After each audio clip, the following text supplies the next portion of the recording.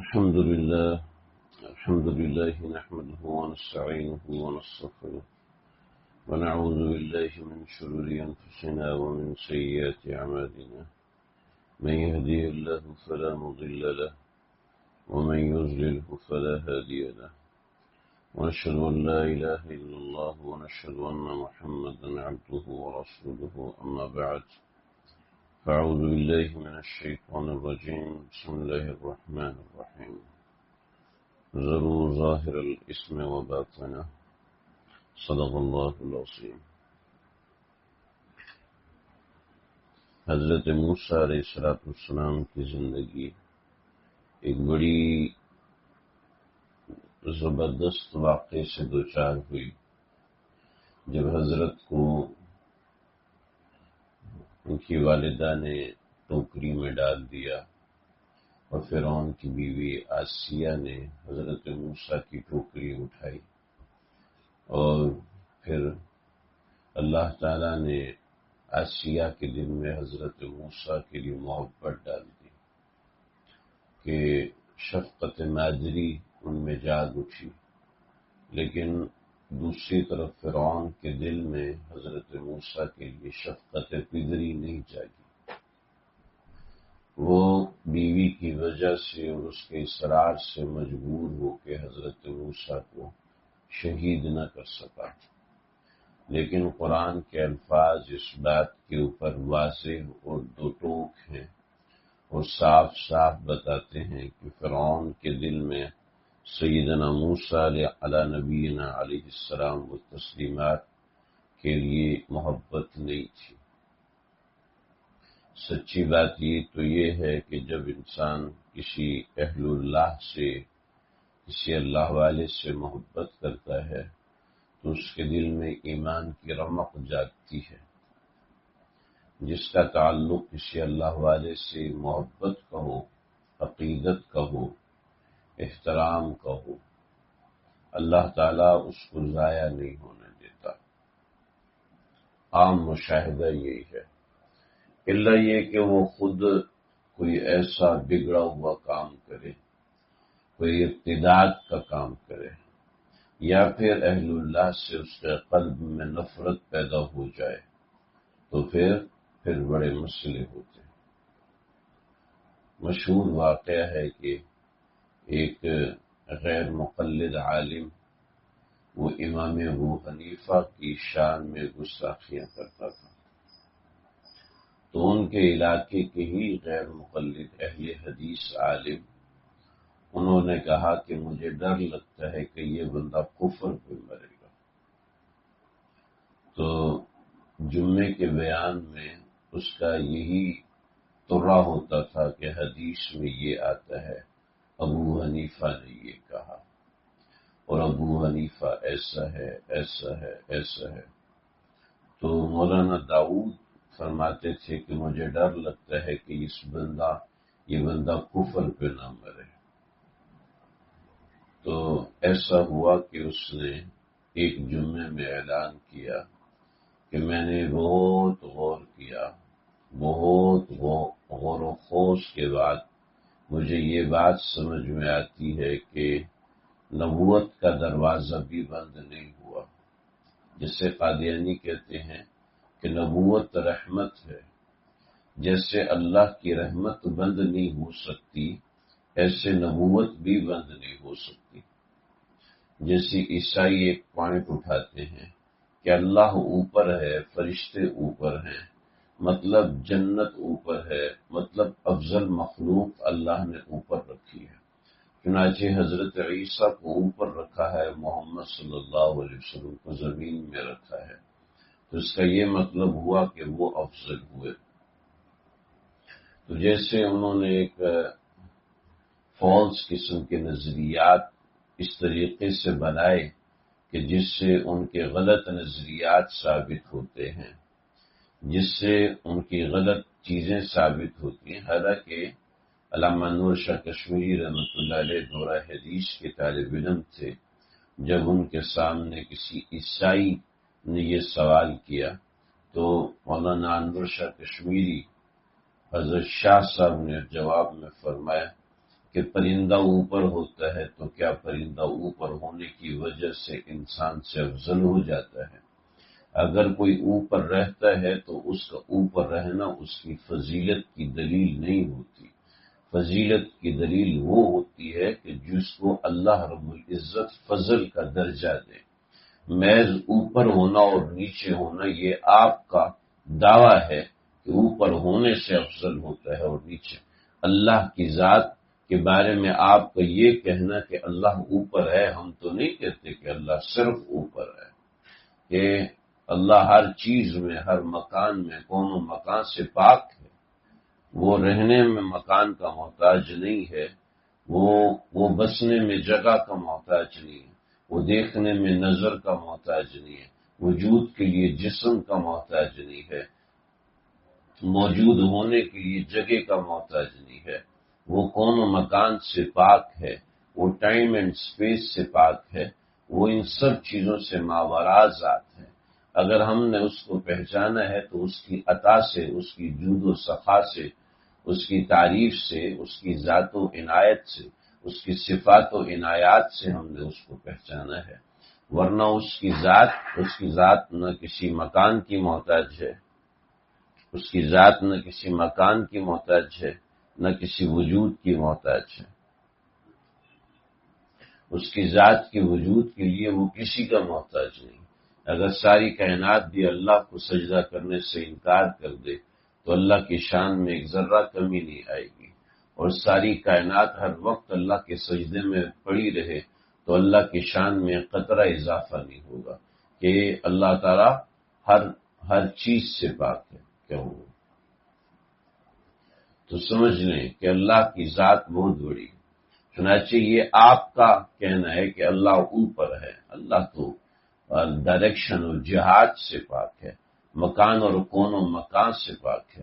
ثم دنا فتدلی فکان قاب قوسین او ادنا، یہ اس بات کی نشاندہی نہیں کرتا کہ اللہ کا وجود صرف اوپر ہے. ثم استوى علی العرش کا یہ مطلب نہیں کہ اللہ وہیں پہ بیٹھ گئے، ورنہ ثم قعد علی العرش ہوتا نا. ثم استوى علی العرش کا مطلب تو واضح ہے کہ اس کا ترجمہ کسی کو نہیں آتا. ترجمہ تو ہم کر دیں گے مگر اس کا معنی کسی کو نہیں آتا. استوا کا کیا مطلب ہے؟ استوا کا مطلب ہے سیدھا ہونا. تو ثم استوى علی العرش، پھر اس نے قرار پکڑا عرش پر، تو کیا مطلب ہے؟ کہ بیٹھ گیا، لیٹ گیا، کھڑا ہو گیا، اپنا مکان بنایا، گھر بنایا، یا کیا بنایا؟ مقام محمود اللہ کے ہمسائے میں. مگر اس کا یہ مطلب نہیں ہے کہ اللہ صرف وہیں پر موجود ہے. ایک بندے کا گھر کراچی میں تو اس کا یہ مطلب ہے کہ وہ امریکہ میں نہیں ہو سکتا. ایک بندے کا گھر بحریہ ٹاؤن میں تو اس کا یہ مطلب نہیں ہے کہ وہ لاہور میں نہیں ہو سکتا.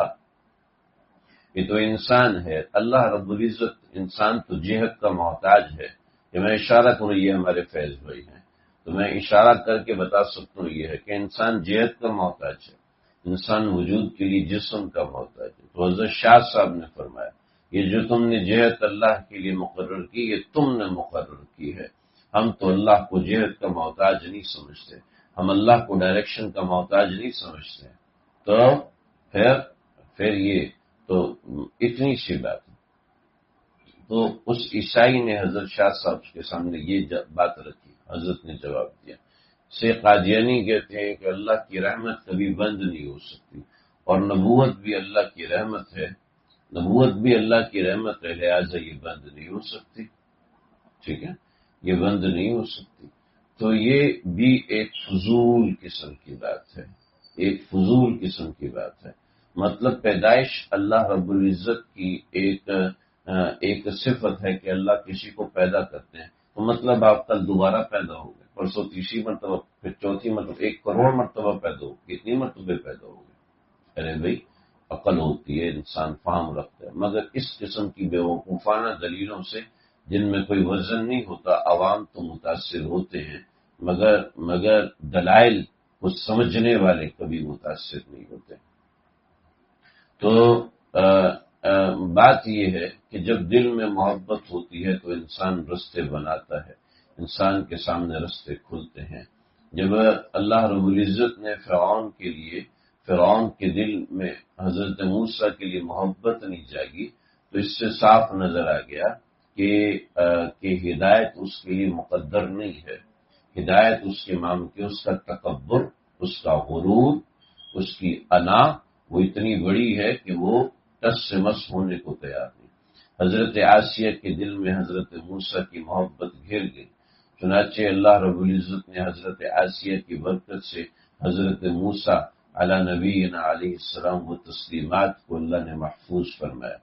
یہ بڑے ہوئے ہیں، فرعون نے مختلف ٹیسٹ لیے حضرت موسیٰ کے. معارف میں بھی قصہ لکھا ہے کہ فرعون نے کہا کہ اگر تو یہ وہی شخص ہوا تو سیدھی سی بات ہے کہ فرعون نے خواب دیکھا تھا کہ پہاڑ سے ایک طور سے ایک آگ نکلی ہے اور جس نے سارے قبطیوں کے گھروں کو جلا دیا اور بنو اسرائیل کے جتنے گھر تھے وہ محفوظ رہ گئے اور قبطیوں کے جتنے گھر تھے سب جل کے راکھ ہوئے اور ختم ہوئے. تو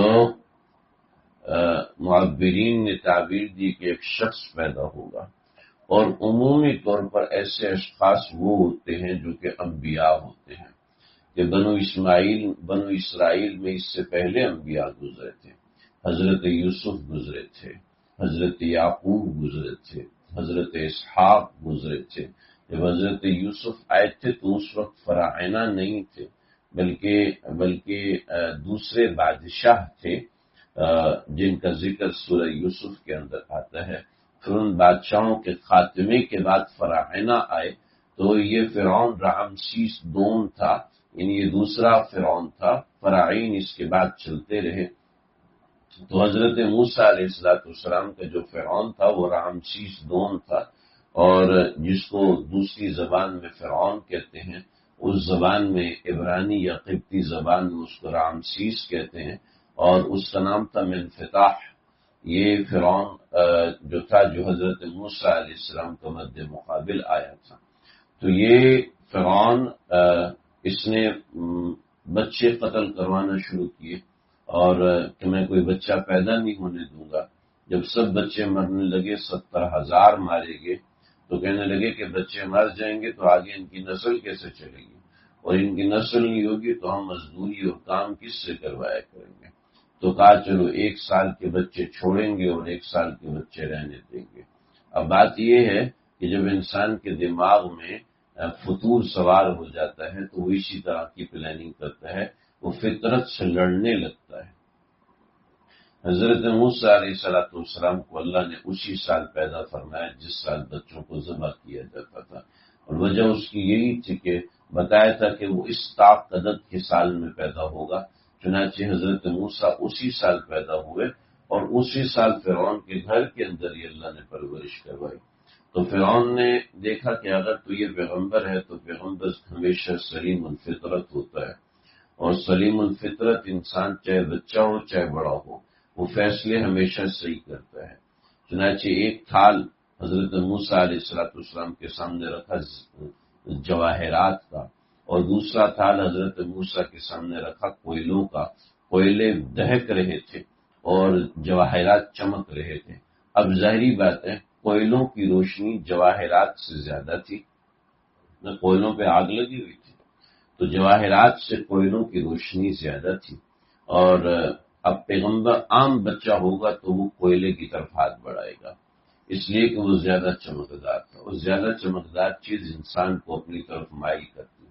اس لیے بچوں کو چمکدار اسکرینیں مائل کرتی ہیں کہ ان کو پاگل بنا دیتی ہیں، ان سے عقل چھین لیتی ہیں، ان سے فہم و فراست اور سوچنے کے مادے چھین لیتی ہیں، ان کے اندر اپنی ڈیفیکٹڈ چیزیں ڈالتی ہیں کہ جس سے بچے کا دماغ خراب ہوتا ہے، اس کا مستقبل خراب ہوتا ہے.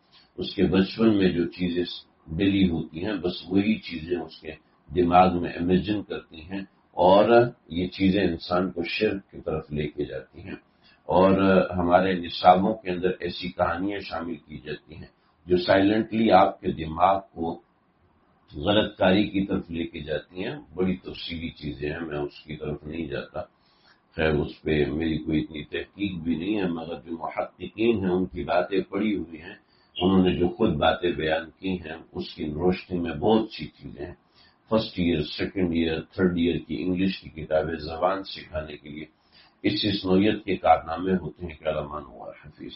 اللہ رب العزت نے حضرت موسیٰ علیہ السلام کو فرعون کے گھر میں پرورش کروایا، اور فرعون نے دونوں چیزیں سامنے رکھی۔ تو حضرت موسیٰ کا ہاتھ جواہرات کی طرف گیا کہ اللہ نے فطرت سلیمہ بنائی تھی، تو اللہ رب العزت نے حضرت جبریل کو حکم دیا کہ جلدی سے حضرت موسیٰ کا ہاتھ انگاروں کی طرف بڑھاؤ۔ چنانچہ انگارہ اٹھا کے حضرت موسیٰ نے جلدی سے منہ میں ڈال دیا، جس سے حضرت موسیٰ کا ہاتھ بھی جلا اور زبان بھی جلی، جس کی وجہ سے حضرت موسیٰ علیہ السلام کی زبان میں کچھ کمی تھی، لیکن جب اللہ سے دعا مانگی واحلل عقدۃ من لسانی یفقہوا قولی، تو اللہ نے آپ کی زبان مبارک کو کھولا بھی، مگر وہ فصاحت جو بچپن سے ملتی ہے وہ فصاحت حضرت ہارون کے پاس تھی، حضرت موسیٰ کے پاس نہ تھی۔ اور پھر جب حضرت موسیٰ علیہ السلام مصر میں رہے اور سارے معاملات ہوئے، یہاں حضرت موسیٰ علیہ السلام نے دو بندوں کا جھگڑا دیکھا اور ایک بندے کو دھکا دیا۔ قرآن میں ہے فَوَقَظَ مُوسَىٰ فَقَضَىٰ عَلَيْهِ، تو اس کو مکہ مارا۔ تو بعض حضرات نے کہا واقعی مکہ مارا، بعض حضرات نے کہا نہیں، اس کو دھکا دیا تھا تو دھکے میں ہاتھ اس کے جسم پہ لگا، جس سے وہ کوئی شرابی تھا، شرابی قسم کا انسان تھا، اور وہیں پہ گر کے مر گیا۔ تو حضرت موسیٰ علیہ السلام یہاں سے بھاگے ہیں اور مدین پہنچے۔ مدین حضرت موسیٰ علیہ السلام پہنچے ہیں تو وہاں ایک واقعہ ہوا۔ وہ واقعہ میں نے یہ سنانا تھا، ساری کہانی پیچھے سے چلی، بچوں کو دیکھ کے میں نے کہا چلو سنا دوں۔ حضرت موسیٰ وہاں پہنچے تو مدین میں جو کنویں تھے، وہ کنووں کی جو ترتیب تھی پہلے زمانے میں اور ہوتی تھی۔ ہمارے ہاں تو آج کل کنویں رہے ہی نہیں، بورنگ سے کام چلتا ہے، لائنوں کا پانی آتا ہے۔ گاؤں دیہاتوں میں جائیں تو وہاں بھی ٹیوب ویل ملتے ہیں، کنویں وغیرہ نہیں ملتے۔ بہت کم بچوں کو ہم دکھائیں کہ بیٹا یہ کنواں ہوتا ہے، وہ ایسا سین رہا نہیں۔ تو جو کنویں ہوتے تھے وہ ان کے ساتھ ایک تو پانی نکالنے کا سسٹم ہوتا تھا، اور دوسرا کنویں کے ساتھ ایک تالاب ہوتا تھا۔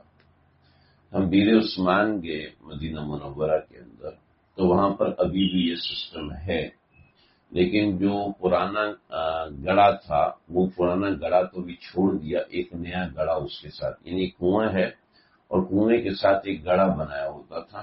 لوگ کنویں سے پانی نکالتے اس گڑھے میں ڈالتے تھے، گڑھے میں ڈالتے جاتے تھے تاکہ ہر کسی کو کنویں سے خود سے پانی نہ نکالنا پڑے، اور جو جانور ہیں وہ اسی طریقے سے یہاں پر آئیں اور پانی پی لیا کریں۔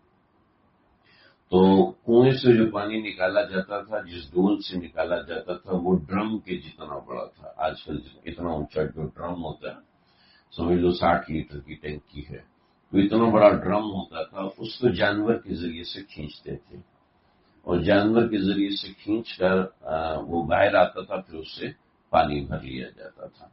تو وہاں پر کچھ لوگ کھڑے تھے جو اپنے جانوروں کو پانی پلا رہے تھے، اور وہاں دو جوان لڑکیاں بھی کھڑی ہوئی تھیں۔ تو حضرت موسیٰ نے ان لڑکیوں سے پوچھا کہ تم اپنی بکریوں کو پانی کیوں نہیں پلا رہی؟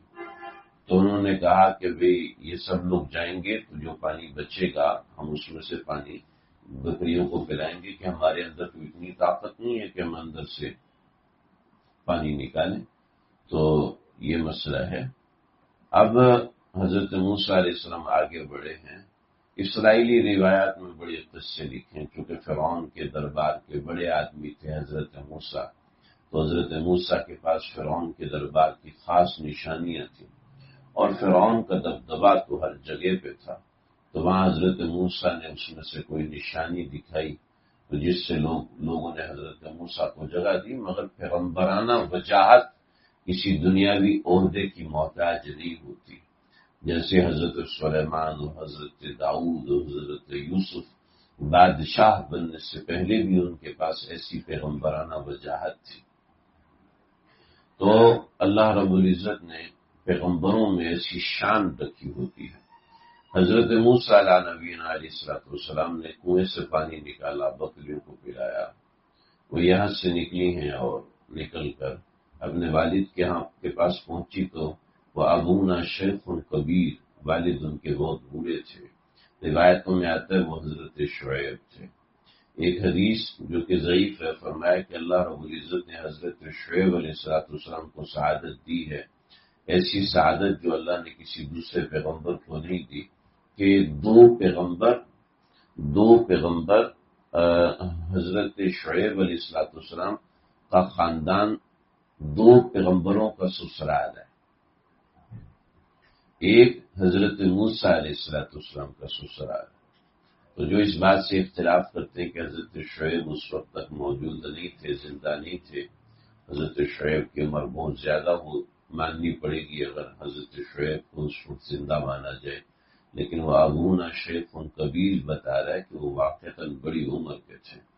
تو حضرت شعیب علیہ السلام کی وہ دو بیٹیاں تھیں، تو ان میں جو بڑی بیٹی تھی جس کا نام صفورہ تھا، یہ کہنے لگی کہ ابا ایک جوان ملا تھا اور ایسا ایسا۔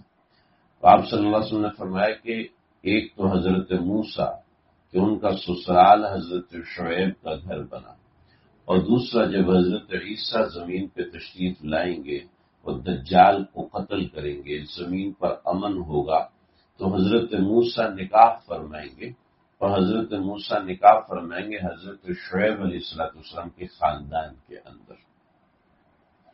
تو حضرت شعیب کے خاندان میں حضرت عیسیٰ علیہ السلام نکاح فرمائیں گے، تو یہ دو سعادتیں حضرت شعیب کے خاندان کو حاصل ہیں۔ تو اللہ رب العزت نے اس کا ایک نقشہ قرآن میں کھینچا۔ جب وہ آئی ہیں وجاءت علی استحیاء، وہ لڑکی آئی ہے مگر کیا بن کر؟ وہ آئی ہے سراپا حیا بن کے۔ عورت کی پہچان حیا ہے، عورت کی پہچان اس کی ذات کے اندر اللہ نے رکھی ہے، پردے میں رکھی ہے، کہ عورت جتنی زیادہ پاک باز نیکوکار ہوگی اتنی ہی پردہ دار ہوگی۔ چنانچہ فرمایا وجاءت علی استحیاء، وہ آئی ہے ایسے آئی ہے گویا کہ وہ حیا کی سواری پر سوار ہو کے رہی۔ اللہ نے عورت کا جب ذکر کیا تو اس کے ساتھ حیا کو جوڑ دیا، شرمانے کو جوڑ دیا، کہ عورت کے مزاج میں بولڈ پن یہ کوئی پسندیدہ چیز نہیں ہے۔ ہمارے مدرسے کی بچیاں اس بات پہ شرمندہ ہوتی ہیں کہ بھئی ہمارے اندر وہ چیز نہیں ہے جو کالج کی لڑکیوں میں ہے۔ مسئلہ یہی ہے کہ ہم نے اپنے علم کو غلط سمجھا ہے۔ ہمارے مدرسے کی عالمات اور مدرسے کی بچیاں ان میں تواضع نہیں ہوتی، علم کی وجہ سے قدرتی علو آ جاتا ہے، بڑائی آ جاتی ہے۔ جب اپنی اصلاح نہیں کرواتی تو پھر کیا ہوتا ہے؟ پھر جناب وہ اپنا اندر کا اکڑپن اس بات پہ مجبور کرتا ہے کہ تم شور سے اعلیٰ ہو۔ شور ایسی بیکار ہے، گھٹیا انسان، یہ کم ترین ہے، اس کو تو کچھ بھی نہیں آتا، اس کو قرآن کا ترجمہ بھی نہیں آتا، دوسرے کے نقائص دکھاتا ہے۔ جب انسان کے اندر تعلی ہوتا ہے، انسان کے اندر بڑائی ہوتی ہے، اس میں عاجزی، تواضع، انکساری وہ نہیں ہوتی۔ اور یہ بڑی، میں شرمندگی سے یہ بات کر رہا ہوں، بڑی شرمندگی سے یہ بات کر رہا ہوں کہ ہمارے مدرسے کی بچیاں ان بات کا دھیان نہیں رکھتی، ان کے مزاج میں تواضع ہو، ان کے مزاج میں عاجزی ہو، پردہ کر لیتی ہیں مگر وہ عاجزی اور تواضع اپنے اندر پیدا نہیں کر پاتی۔ اپنی ایک شان بنا کے رکھنا، اپنا ایک مقام بنا کے رکھنا، اپنے آپ کو سمجھنا کہ میں کوئی بہت ہی بڑا فن خان ہوں، میں کوئی بہت بڑی چیز ہوں۔ ایسے ہی وہ لوگ جن کے پاس مال آتا ہے وہ بھی اپنے آپ کو پتہ نہیں کیا سمجھنے لگتے ہیں، خاص طور پر وہ خواتین کہ ان کے پاس کچھ مال ہوتا ہے، مال آ جاتا ہے تو نہ جانے اپنے آپ کو کوکاف کی کوئی پری سمجھنے لگتی ہیں کہ ہماری ذات پتہ نہیں کیا ہے، اور اپنی ایک خود سے شان بنا لیتی ہیں۔ جو خود سے شان بنا لیتا ہے اللہ کو ایسے لوگ کبھی بھی پسند نہیں آتے، کوئی چاہے کتنا پڑھا لکھا ہو۔ اور میں نے دیکھا جو لوگ زیادہ پڑھے لکھے ہوتے ہیں ان کے مزاج میں زیادہ تواضع ہوتی ہے، جو لوگ پڑھے لکھے نہیں ہوتے ان میں اکڑ بہت زیادہ ہوتی ہے کہ مجھے ایسے کیسے کہہ دیا، مجھے ایسے کیسے بول دیا ہے، میں تو جوتی پر بھی نہ رکھوں، مجھے ایسے بولنے کی اوقات نہیں۔ ہم کون ہوتے ہیں اوقات کو سیٹ کرنے والے؟ ہماری کون سی ذات ہے اوقات کو سیٹ کرنا؟ حضرت علی سے کسی جوان نے کہا آپ مجھے جانتے نہیں؟ کہاں جانتا ہوں تجھے، جانتا ہوں تجھے، پیدا ہونے سے پہلے تو ایک قطرہ مہین گندا قطرہ تھا جس سے لوگ نفرت کرتے تھے، اور مرنے کے بعد تو ایک جیفا ہو جائے گا جس سے لوگ نفرت کریں گے۔ تیری ابتدا بھی نفرت سے ہے، تیری انتہا بھی نفرت سے ہے، تو کائے کی چیز پہ اکڑ رہا ہے؟ تجھے کون سی بات کا غرور ہے؟ اگر میاں بیوی میں تکبر اور کمپٹیشن ختم ہو جائے، ایک دوسرے کی خدمت، ایک دوسرے کا محتاج ہونا، ایک دوسرے کو دکھانے لگے، تو جھگڑے بھی ختم ہو جاتے ہیں، مقابلے بازیاں بھی ختم ہو جاتی ہیں۔ اللہ رب العزت نے اس کی چال کو تواضع والا بتایا، پردے والا بتایا کہ عورت کا حسن ہے کہ ان الذین یرمون المحصنات الغافلات، ہر عورت اپنے آپ کو دکھانے کی کوشش کرتی، میں بہت بول دوں، میں بہت چالاک ہوں، میں بہت ہوشیار ہوں۔ عورت نہیں، بہت سے مردوں کے اندر بھی یہی، میں بہت بہت تیز ہوں، میں چاہوں تو کیا نہیں کر سکتا۔ بھائی کیا کر سکتا ہے بھائی؟ تو کیا ہے آپ کی ذات کے اندر؟ کون سی خوبی ہے؟ عیبوں سے بھرا ہوا انسان جی میں ویکھاں اپنے عملہ ولے تے کچھ نہیں میرے پلے۔ اعمال کیا ہے؟ کچھ بھی نہیں، کوئی عمل نہیں ہے ہمارے پاس اللہ کے سامنے کھڑا ہونے کے لیے۔ وَأَمَّا مَنْ خَافَ مَقَامَ رَبِّهِ وَنَهَى النَّفْسَ عَنِ الْهَوَىٰ، انسان تو وہی پسند کیا جو اللہ کے سامنے کھڑا ہونے سے ڈرا ہے، جس کے مزاج میں ڈر ہو، جس کے مزاج میں تواضع۔ من تواضع للہ رفعہ اللہ، جو ہم سے بات کرے تو یہ نہ لگے کہ میں جی کسی بہت بڑی ذات سے، بہت بڑی شخصیت سے بات کر رہا ہوں، کہ جی ہر کسی کو اپنا ادب بتا دے، مجھ سے ایسے بات کرو، یہ کیا بات ہے؟ سمجھ لیجئے جس شخص میں تواضع ہوتی ہے وہ شخص اللہ کو بھی پسند آتا ہے، جس شخص میں حیا ہوتی ہے وہ شخص اللہ کو بہت پسند آتا ہے۔ اضافہ تک الحیا ففعل ما شئت، کہ جب تیری حیا فوت ہو جائے تو جو مرضی کر۔ حیا فوت ہونے کا راستہ آنکھ ہے، آنکھ سے حیا فوت ہوتی ہے، اور حیا رکھنے کی جگہ دل ہے۔ حیا دل میں ہوتی ہے اور آنکھ سے نکلتی ہے، حیا دل میں ہوتی ہے اور زبان سے ظاہر ہوتی ہے، آنکھ کے جھکنے سے حیا ظاہر ہوتی ہے۔ اللہ اکبر کبیرہ۔ آج ہماری اس امت کو بے حیا بنایا جا رہا ہے، اور بڑی پلاننگ سے بے حیا بنا۔ عملی سب ایسی ساری باتیں، لیکن آپ اگر میری باتوں تھوڑا سا غور کریں گے، تھوڑا سا غور کریں، ذرا سوچئے، نہیں ایسے نہیں ہے، ہمیں مولویوں کی باتیں، مولویوں کی باتیں ذرا غور کر کے دیکھیں۔ پاکستان میں national T V, social media, یہاں پر کون لوگ سٹارز ہیں؟ کرکٹر، کھیلنے والے، ناچنے والے، گانے والے۔ کبھی آپ نے دیکھا کوئی عظیم الشان ڈاکٹر ہو، اس کو قوم سراہ رہی ہو، قوم اس کا شکریہ ادا کر رہی ہو؟ تمہارے یہ بچے کیا سوچیں گے؟ ٹک ٹاکر بن جاؤ، ساری محنت اس کی، تھوڑا سا منہ ہلا لو، آپ کو 10 چینل بلائیں گے، آپ کو 20 چینل بلائیں گے۔ محنت کرو کرو کرو کرو، بال سفید ہو جائیں گے، آپ کو محلے کا بندہ جانتا نہیں ہوگا، اور ایک گندی سی آواز نکالو، ساری دنیا آپ کو پہچانے، تھوڑی سی ٹانگ سے کپڑا ہٹا دو، ساری دنیا آپ کو پہچانے۔ کیا ہے؟ وساد القبیلۃ فاسقھم، کہ جو فاسق ترین لوگ ہوں گے وہ لوگوں کی نظر میں بڑے اچھے ہوں گے۔ گانے گانے کو ہم بچپن میں سنتے تھے، جو ناچنے والی عورت ہے اس کا کے لیے جو لفظ استعمال ہوتا تھا وہ لفظ مہذب آدمی کہہ نہیں سکتا، مگر آج وہ میوزیشین ہے، آج وہ گلوکار ہے، آج اس کے فالوئنگ شپ لاکھوں میں ہے، ملینز آف پیپل اس کو دیکھنا پسند کرتے ہیں. جی مولوی صاحب کی زبان بڑی گاڑی قسم کی زبان ہے، ہمیں تقریر سمجھ میں نہیں آتی، مگر ایسے ایسے گانے آتے ہیں اور ان کے اندر اتنے مشکل الفاظ ہوتے ہیں. اور میں نے اس دن وہ بچہ مسجد کے باہر میں نے کہا اس کا کیا مطلب ہے؟ مولوی صاحب آپ کو نہیں پتا؟ میں نے کہا نہیں. کہا یہ تو بہت فیمس گانا ہے، مشہور گانا ہے. میں نے کہا اس کا مطلب کیا ہے؟ کہا مطلب تمہیں نہیں پتا، بس یہ گانا ہے. وہ الفاظ تو کانوں میں آ جاتے ہیں، وہ الفاظ سارے یاد بھی ہو جاتے ہیں، لیکن جیسی دین کی کوئی بات آتی ہے تو مولوی صاحب کی زبان بڑی ہارڈ ہے جناب. مولوی صاحب تو اردو جو ہے وہ بولتے ہیں جو ہمیں سمجھ میں نہیں آتی، مگر فلمیں گانے وہ سب سمجھ میں آتے ہیں. میں ٹنڈو خان محمد گیا بیان کرنے کے لیے، تو وہاں ایک ہمارے ساتھی نے مسجد بنائی تھی تو مدرسہ بھی تھا. 2-3 دفعہ میں وہاں پر بیان کرنے کے لیے گیا. تو میں نے کہا ان سندھیوں کو ہماری اردو سمجھ میں آئے گی؟ کہتے جی بالکل آئے گی، سب کو آپ کی بات سمجھ میں آتی. میں نے کہا وہ کیسے؟ کئی انڈین فلمیں دیکھتے ہیں، ہمارے ایل سی ڈی لگا دیتے ہیں، سارے مل کے فلم دیکھتے ہیں، پوری رات فلمیں دیکھتے ہیں، وہ اردو زبان میں ہوتی ہے، سب کو سمجھ میں آتی ہے.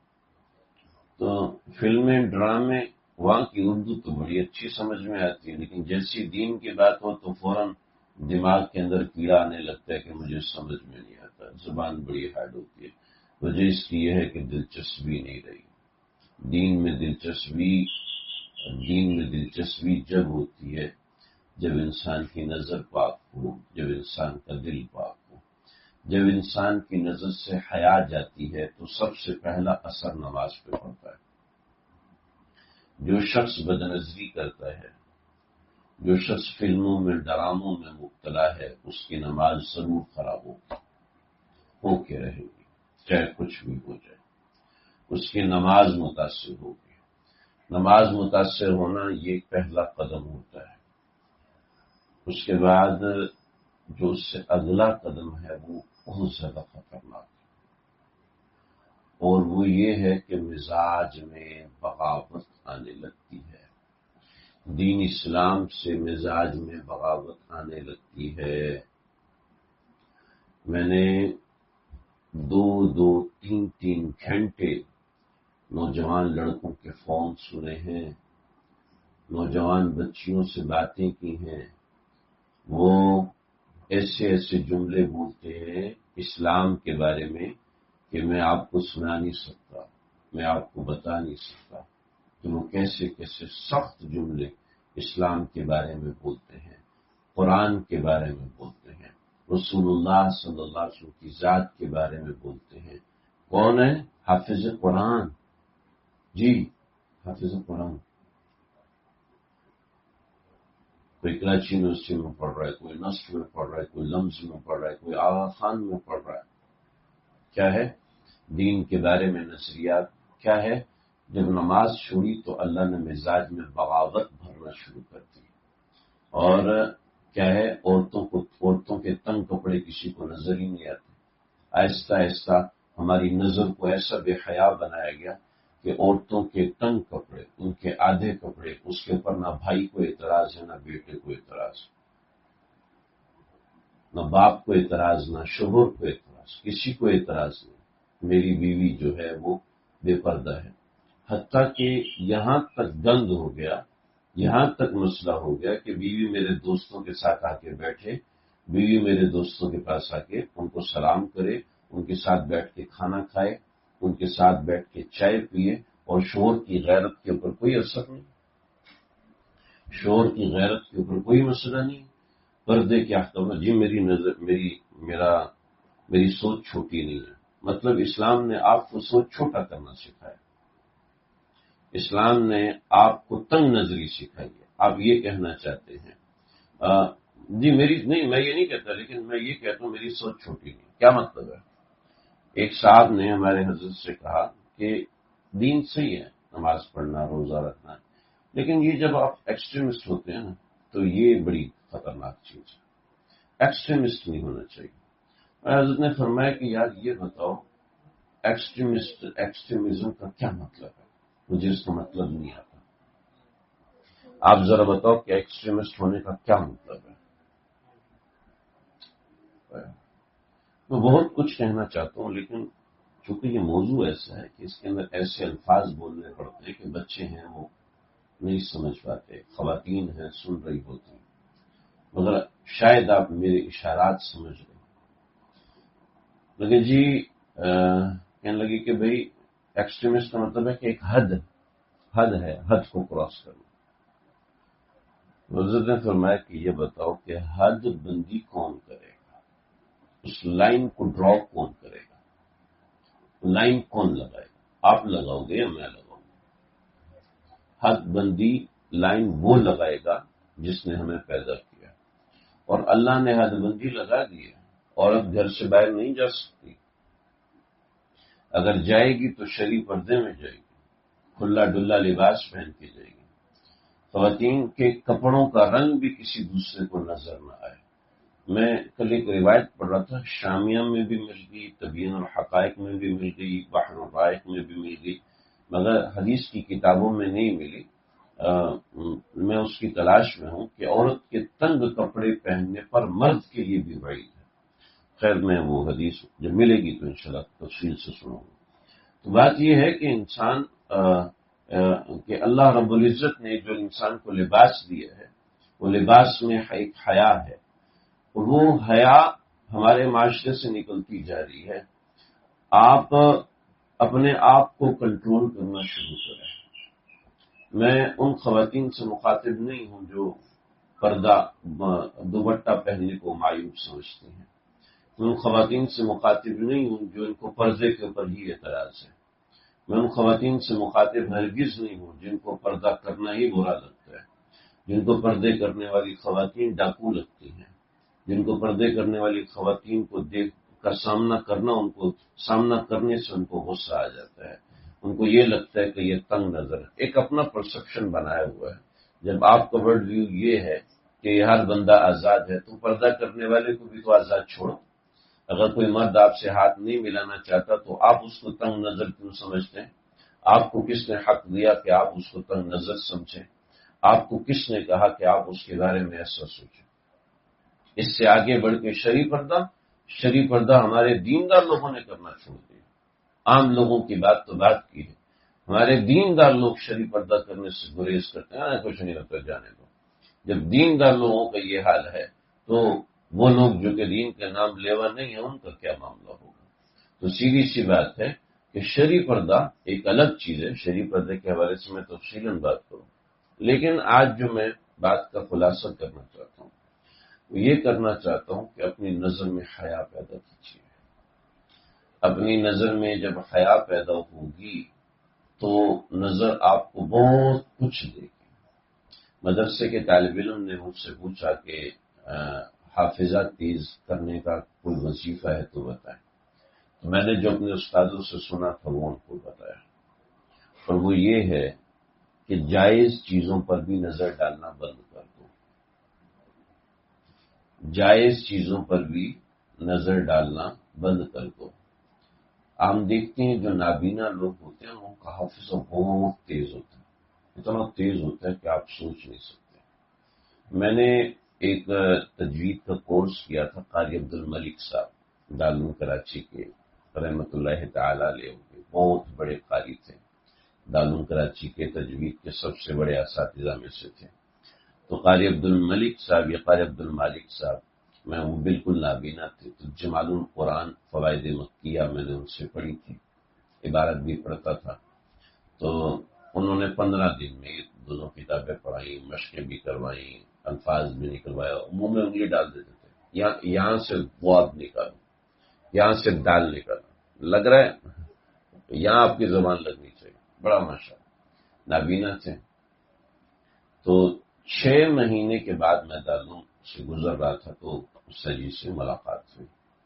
تو میں نے ہاتھ ملایا، تو مجھے ہاتھ ملاتے کہنے لگے فیصل. میں حیران رہ گیا، اللہ اکبر، اتنی پہچان 6 مہینے کے بعد صرف ہاتھ ملایا، گزر بھی نہیں. اور انہوں نے حضرت نے فوراً پہ اثر کے بعد کہا فوراً پہچان. تو جو جن کی نظر محفوظ ہوتی ہے ان کا سینہ محفوظ ہوتا ہے، ان کا حافظہ قوی ہوتا ہے. تو جب نظر اپنی بچا کے رکھو گے تو پھر کیا ہے، پھر اللہ رب العزت حافظہ بھی مضبوط فرمائیں گے. چنانچہ اپنی نظر بچائیں. خواتین پوچھتی ہیں جناب یوٹیوب کے اوپر ہم ریسیپیز دیکھیں، ان کو بھی کہتا ہوں مت دیکھو. جب اس کے بغیر کام چلتا ہے تو چلاؤ. اس کے اندر اپنے آپ کو لگاؤ گے تو تمہارا ایمان لوٹ کر لے کر جائے گا، تمہارے ایمان پہ ڈاکے ڈالے گا. تمہارے گھر کے اندر موسیقی بجے گی اور پھر احساس بھی نہیں رہے گا کہ موسیقی بج رہی ہے. یہ حرام ہے. جہاں موسیقی بجتی تھی نبی علیہ الصلوۃ والسلام کان بند کر کے وہاں سے نکل جاتے تھے. تم اپنے گھر میں محبت رسول کا دعویٰ کرتے ہو اور کیا ہے موسیقی ایسی بج رہی، موسیقی ایسی چل رہی ہے، در و دیوار گواہی دیں گے کہ اس نے موسیقی سنی. موسیقی تو وہ گناہ ہے جو نہ عیسائیت میں حلال ہے، نہ ہندو مذہب میں حلال ہے، نہ یہودیت میں حلال. دنیا کے کسی مذہب نے موسیقی کو حلال قرار نہیں دیا، کسی مذہب نے، صرف اسلام نہیں بلکہ کسی بھی مذہب نے کبھی بھی موسیقی کو حلال قرار نہیں دیا. اور موسیقی ہماری رنگ ٹون پہ چل رہی ہے، موسیقی ہماری نعتوں کے بیک گراؤنڈ پہ چل رہی ہے. انہیں گناہ کر کر کے ہم اتنے ٹھیٹ ہو چکے ہیں کہ ہمیں اس بات کی پرواہ ہی نہیں رہتی. نظریں ہماری اتنی تنگ ہو چکی ہیں کہ ہمیں گناہ کے احساس کا احساس ہی نہیں ہوتا، ہمیں برائی کے احساس کا احساس ہی نہیں ہوتا. خواتین ہیں تو وہ دھڑا دھڑ کبھی اس کو دیکھتے ہیں، کبھی یوٹیوب چلا رہی ہیں، کبھی یوٹیوب پہ تقریریں سن رہی ہیں، کبھی یوٹیوب پہ بیانات اور چلتے درمیان میں شارٹس، اور کبھی اس طرح کبھی اس طرح. یہ نظر جب بے حیا ہوتی ہے تو انسان اللہ سے باغی ہونے لگتا ہے اور اس کو پتہ بھی نہیں چلتا کہ وہ اللہ سے باغی ہو رہا ہے. اللہ کے احکامات پر اس کو دل ہی دل میں اعتراضات اٹھنے لگتے ہیں. یہ سب نظر کی بغاوت ہے. قرآن کی ترتیب بتا رہی ہے کہ جب انسان کی نظر بہکتی ہے تو آہستہ آہستہ عبادات سے دور ہوتا ہے، پھر آہستہ آہستہ اس کے نظریات خراب ہونے لگتے ہیں. تو اپنی نظر بچائیں اور خاص طور پر آج کے زمانے میں یہ اسمارٹ فون ہے، اس کے فتنے سے اپنی نظروں کو بچا کے رکھیں، دور رکھیں کہ یہ دل کے اندر ایسی خواہشات پیدا کرتی ہے کہ جو عام حالات میں انسان چاہتا ہی نہیں. ایک شریف النفس انسان وہ کرنے والا نہیں چاہ رہا ہوتا کہ میں ایسے کروں، مگر وہ نظر کی خرابی اس کے اندر یہ چیز پیدا کرتی ہے. نظر کی خرابی آپ کے گھروں کو برباد کرتی ہے. چنانچہ کیا ہوتا ہے، گھر کے 5 لوگ ہوتے ہیں مگر موبائل میں ایسے مگن ہوتے ہیں کہ ان کو پرواہ بھی نہیں ہوتی کہ کتنا وقت ہوا کہ میں نے بھائی سے بات نہیں کی، اتنا وقت ہوا کہ میں نے اپنی بیوی سے بات نہیں کی. آئے روز بیویاں اس طرح کے خط لکھتی ہیں کہ شوہر دفتر سے آتا ہے اور گاڑی میں بیٹھ کے نیٹ فلکس کی سیریز دیکھتا ہے، گھر پہنچ کر بقیہ سیریز پوری کرتا ہے، صبح اٹھتا ہے، ناشتہ کرتا ہے اور چلا جاتا ہے. ہفتے میں ایک بار سودا لینے کے لیے یا مہینے میں ایک بار سودا لینے کے لیے کبھی بات ہو تو وہ، ورنہ وہ بھی اپنے موبائل میں لگا ہے. جب بیوی دیکھتی ہے کہ شوہر موبائل میں لگا ہوا ہے تو بیوی بھی اپنے موبائل میں لگ جاتی ہے. جب میاں بیوی دونوں اپنے موبائلوں میں لگے ہوتے ہیں تو بچے اپنے موبائلوں میں لگ جاتے ہیں اور زمانہ گزر جاتا ہے. یہاں تک کہ یہ بھی دیکھا کہ باپ کا انتقال ہوا. اتنا بڑا صدمہ ہے اور بچے کہہ رہے تھے ہائے آج رات میچ ہے، ہم کیسے دیکھیں گے کہ نظر ایسا زہر ہے جو انسان کے اندر کو برباد کر دیتا ہے، تباہ کر دیتا ہے. اندر کا معاشرتی انسان مر جاتا ہے.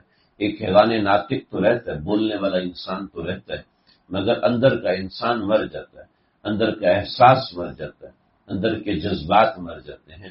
وہ جذبات ہی نہیں رہتے. انسان کو پرواہ بھی نہیں رہتی کہ میرے دین کا اتنا نقصان ہو گیا، میرے عمل کا اتنا نقصان ہو گیا، میرے معاملات کا اتنا نقصان. اس کو پرواہ نہیں رہتی. اس کا قرآن سے تعلق نہیں رہتا، اس کا نمازوں سے تعلق نہیں رہتا، اس کا ذکر اللہ سے تعلق نہیں رہتا. اس کی یہ نظر پڑتی ہے تو برائیوں پہ پڑتی ہے، اس کی نظر پڑتی ہے تو عیبوں پہ پڑتی ہے. اگر اس کے دماغ میں چلتی ہے تو برائیاں چلتی ہیں. اس لیے کہ نظر ان نظر سہم من سہام ابلیس مسموم، کہ نظر تو زہریلا تیر ہے. جب یہ زہریلا تیر اندر جاتا ہے تو ظاہر بات ہے وہ انسان کو برباد کرتا ہے. اللہ تعالیٰ مجھے آپ کو ہم سب کو اصلی حیا اصلی حیا کو سمجھنے والا، سیکھنے والا بنائے، اپنے آپ کو اس چمکتی ہوئی اسکرینوں سے بچائے۔ نبی علیہ السلام نے فرمایا تھا جب دجال آئے گا تو کیا کرو گے؟ وہ مقابلہ کرنا، مقابلہ مت کرنا، ہٹ جانا، راستے سے ہٹ جانا، اپنے آپ کو محفوظ کر دینا۔ تو آج میں نے جمعے میں بھی کچھ اس طرح کی بات کی تو ہمارے نواب صاحب فرمانے لگے کہ یہ تو دجال ہے، یہ دجال ہے، یہ چمکتی اسکرینیں دجال ہیں جو ہمیں اپنوں سے دور کر دیتی، ماں باپ سے دور کر دیتی، بہن بھائیوں سے دور کر دیتی، اور ظلم یہ کہ دور ہونے کا احساس بھی نہیں ہوتا۔ شیخ مشائخ دین کی مجلسیں یہ تو بہت آگے کی بات ہے نا، اپنے بہن بھائیوں سے نفرتیں ہونے لگتی ہیں، اپنے تعلقات ٹوٹنے اور تباہ ہونے لگتے ہیں۔ اللہ تعالیٰ ہم سب کو سمجھنے کی عمل کرنے کی توفیق عطا فرمائے۔ واقع دعوانا الحمدللہ۔